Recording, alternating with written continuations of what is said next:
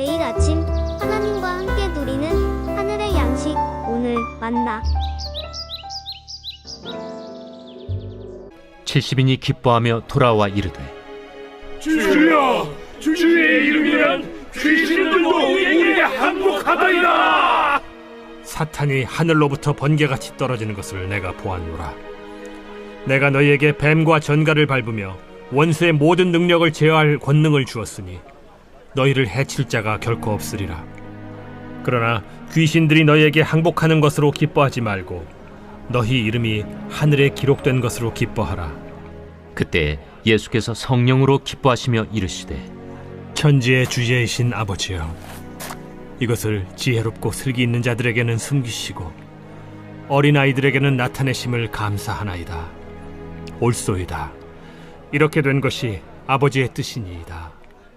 내 아버지께서 모든 것을 내게 주셨으니 아버지 외에는 아들이 누구인지 아는 자가 없고 아들과 또 아들의 소원대로 계시를 받는 자 외에는 아버지가 누구인지 아는 자가 없나이다.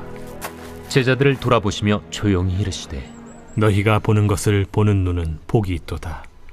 내가 너희에게 말하노니 많은 선지자와 임금이 너희가 보는 바를 보고자 하였으되 보지 못하였으며 너희가 듣는 바를 듣고자 하였으되 듣지 못하였느니라.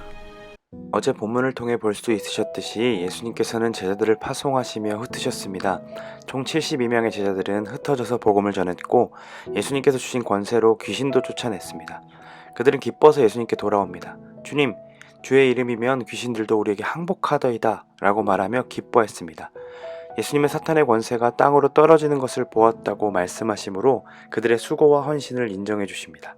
그리고 예수님께서 권능을 주었기에 제자들을 해칠 자가 없다고 말씀하시며 다음에도 혼자서 복음을 전할 수 있다라는 자신감을 불어넣어 주십니다. 그런데 그들의 초점이 다른 곳에 있었던 것 같습니다. 그들은 자신의 사역이 성공했다는 것에 주체할 수 없이 기뻤고 즐거웠습니다. 그래서 예수님께 찾아와 기쁨을 전했지만 그 말 속에 예수님의 이름보다는 귀신들이 자신들에게 항복했다는 사실에 더 집중하고 있었습니다. 사실 귀신들이 항복했던 원인은 그들에게 있지 않았죠. 예수님의 이름의 권세로 인함이었음에도 불구하고 그 이름에 감사하기보다 자신이 행함으로 귀신을 내쫓았다라는 것에 기뻐하고 있었다는 겁니다. 그 마음을 아시는 주님께서 귀신들이 너희에게 항복하는 것으로 기뻐하지 말고 너희 이름이 하늘에 기록된 것으로 기뻐하라고 말씀하십니다. 그렇게 말씀하시고 제자들과 함께 기뻐하시며 제자들을 위해 아버지께 기도하시는 예수님의 모습을 볼 수 있습니다. 예수님의 기도는 아버지를 높임에 있었습니다. 하나님 아버지를 천지 만물을 통치하시는 주관자로 고백하시고 이 모든 뜻이 아버지의 뜻대로 된 것이라 인정하시며 찬양하십니다. 그리고 곁에 서 있는 제자들을 향해 축복하십니다. 지금 그들이 누리고 있는 경험은 하나님의 통치가 실현되는 경험입니다. 곧 하나님 나라를 경험하고 있다는 겁니다. 그래서 그들은 기뻐하고 즐거워했습니다. 하나님 나라가 가까이 왔노라 라고 말씀하시므로 사역을 시작하셨던 그 예수님의 선포가 정말로 72인의 제자들을 통해 곳곳에서 실현되고 경험되었고 그로 인해 어디서도 누리지 못했던 기쁨을 누리고 있었습니다. 많은 선지자와 임금들이 그들이 누리고 있는 것을 누리고 싶어 했지만 누릴 수 없었죠.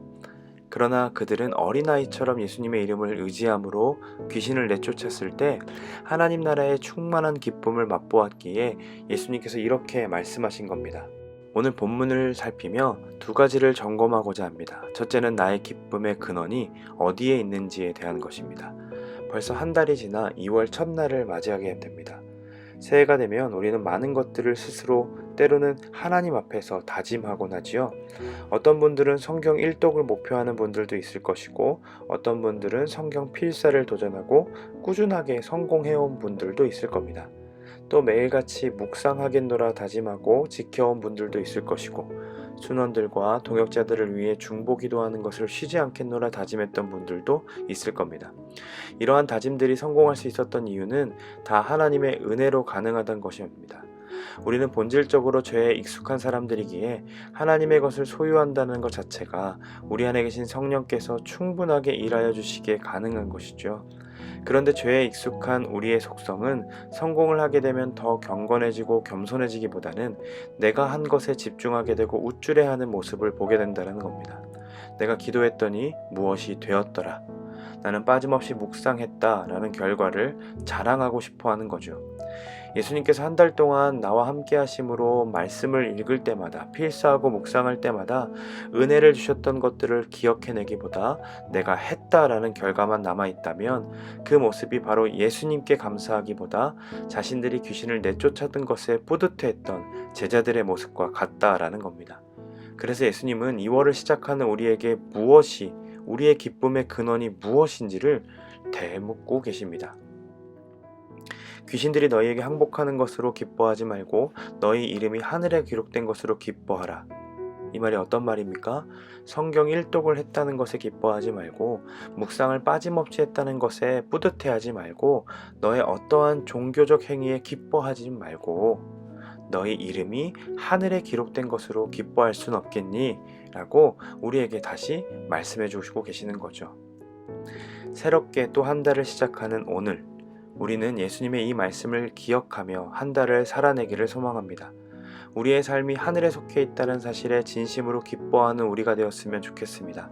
그 사실 때문에 비록 한 달 또 힘겹게 살아가고 어려움도 겪을 테지만 낙심하고 낭망함으로 보내는 것이 아닌 나는 하늘에 속한 자이기에 기뻐하고 즐거워하는 우리가 되었으면 좋겠습니다. 두 번째로 예수님의 기도에 집중해 봤으면 좋겠습니다. 예수님은 당신의 이름으로 이루어진 사역임에도 불구하고 그것이 곧 아버지의 뜻으로 된 것임을 인정하시며 찬양과 영광을 아버지께 올려드립니다. 한 달의 삶을 살아가며 우리의 기도의 방향성이 하늘에 있기를 소망합니다. 아버지의 손에서 나오는 무언가를 얻기 위한 기도가 아니라 그의 아버지의 뜻대로 내 삶에 이루어지기를 소망하는 마음과 그 이루어졌다라는 사실을 기뻐하고 즐거워하며 함께 동행하시고 내 삶을 통치하시는 그 아버지를 마음껏 찬양하는 우리의 삶, 우리의 기도가 되기를 소망합니다. 내가 한 것에 집중하지 않고 하늘에 속한 것에 기뻐하는 삶, 아버지의 손에서 나오는 무언가를 구하는 것이 아니라 아버지 한 분을 원하고 바라는 삶이 어떤 삶으로 설명될 수 있겠습니까? 오늘 예수님이 말씀하신 것처럼 선지자도 수많은 왕들도 누리지 못했던 하나님 나라를 이 땅에서 경험하는 삶입니다. 여러분 기억하십시오. 우리는 땅에 속한 자들이 아닙니다. 내가 이루었다는 사실에 내가 그렇게 행했다라는 것에 만족하며 기뻐하는 자들이 아닙니다. 우리는 나 같은 죄인이 하늘에 속해 있다라는 그 복음으로 인해 기쁨으로 사는 자들입니다. 그 기쁨을 회복하는 2월이 되기를 소망합니다. 그 기쁜 소식으로 인해 아버지만을 찬양하며 우리를 부르신 그 삶의 자리에서 하나님 나라를 충만히 경험하는 우리 성도님들의 오늘 하루가 되시기를 간절히 소망합니다.